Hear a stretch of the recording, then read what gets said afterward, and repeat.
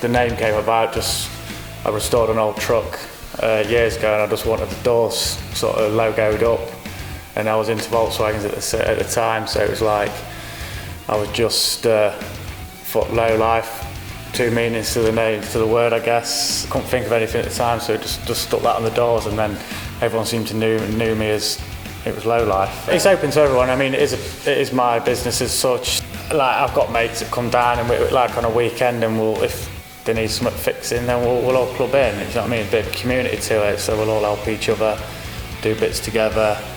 But yeah, anyone's welcome. Like, literally anyone can come down. Doesn't matter what era of background you're from. Bikes have always been part of my life. Grew up on a farm.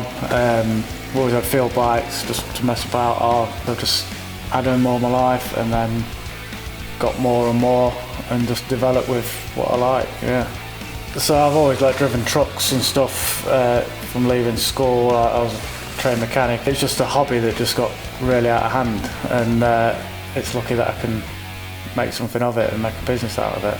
I'm like blown away with how well it's taken off, really. It's been great, yeah. I think I've put a lot into it, and I am reaping benefits out of it.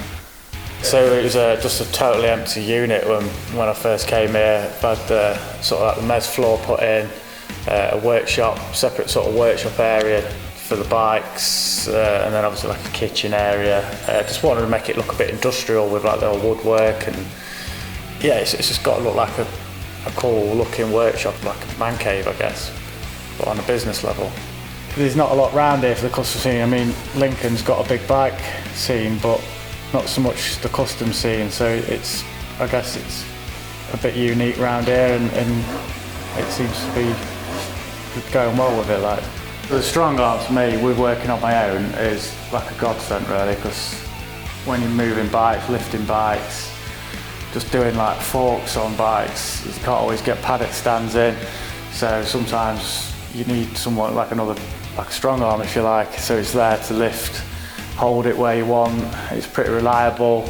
You can leave it overnight and it doesn't drop. That's like the axle stands.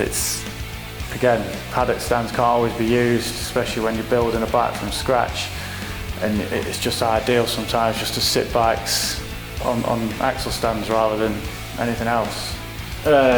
This vice I think is ace. You can put round tube in it, flatten it, you can use anything, it spins round. It's ideal what I need it for, do you know what I mean? Especially with building frames and messing with things like that.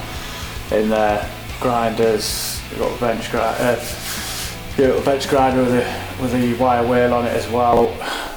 Like things like that, it's just perfect, you know what I mean? I've had other vices in before and they've not been as strong as this one, so yeah, it's pretty decent bit of kit, to be fair.